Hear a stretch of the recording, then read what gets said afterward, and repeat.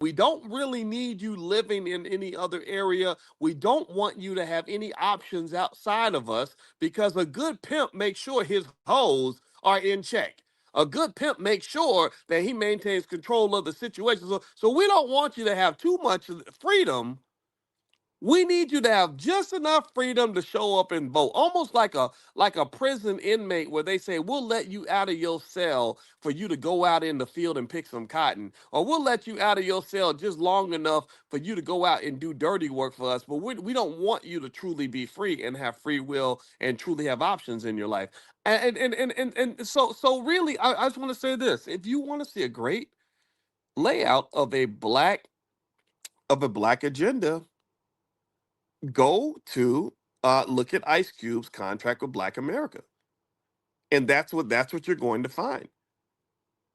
So here's the deal. Look, when you're talking about things like economics and wealth, this is the kind of stuff that'll get you banned from certain conversations. I know politicians don't like to talk to people like me. Shout out, I give respect to Robert Kennedy. He did reach out about doing an interview with me, but I told him, I said my trust level's not high enough, so I'm not really interested in talking to you right now. At some point, maybe I'll reconsider it. I spoke to Cornell West vice president. Her name is, I think it's Melina, and she's a professor. She's super smart. She did agree to come into this space, so I consider this to be sacred space. So I think I'm gonna let Melina or Dr. West come in, only because I've vetted Dr. West, and I know him as a person, and I just really think he's a good human being. So those are the kinds of people that I would let come in and have these conversations. But I think at the end of the day, we have to talk about real policy. And what I like about Contract with Black America is they talk about little things that make a massive difference, like giving black people interest-free loans to buy a home. I said that is really powerful because what you're doing is you're giving them a pathway to wealth.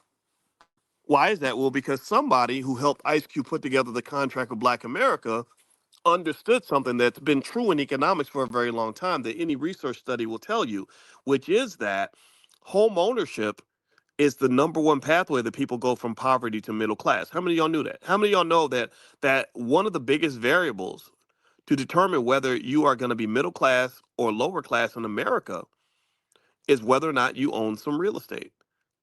If you own a house, chances are you're wealthier. Why? Well, because when inflation hits and the value of everything goes up, the cost of everything goes up, well, you're an asset owner. Think about it. If you're a producer or an owner of something and the cost of things go up, well, you win. If I own the damn shop and the cost of everything goes up in the shop, I'm not going to say, "Oh my God, this inflation is killing me." No, if I own the shop, inflation becomes my friend. Do y'all understand? Do y'all understand? So I'm not saying that inflation is always good. I mean, I don't like it. But one thing that happens is that when you're trained, when we're trained to be a nation of super slaves, when we're trained to operate on the lowest level of the economic totem pole, we're at the bottom of the food chain. Then yeah, when we hear the word inflation, we get scared. We get like, "Oh my God, inflation's gonna get us." And it does. Inflation will get you. If you're always in the store and you're the one that's buying things, inflation is going to be hard for you. But if you're also selling something or if you own something, well, guess what? There's something called asset inflation. It's very big. It's actually stronger than regular inflation that actually benefits you. That's another reason I tell you to become stock market participants. That's the other variable. See, the thing is that this economic thing is not hard. It's not hard. The only hard part is getting through the noise. The only hard part is getting past all the idiots that are spewing nonsense on the internet. The people that have never, ever, ever even taken a single financial class telling you what your economic strategy is supposed to be. That doesn't make any sense. Let me say, so let me just make it lighthearted. I don't want to sound too mean and harsh today. I'm kind of burning up right now.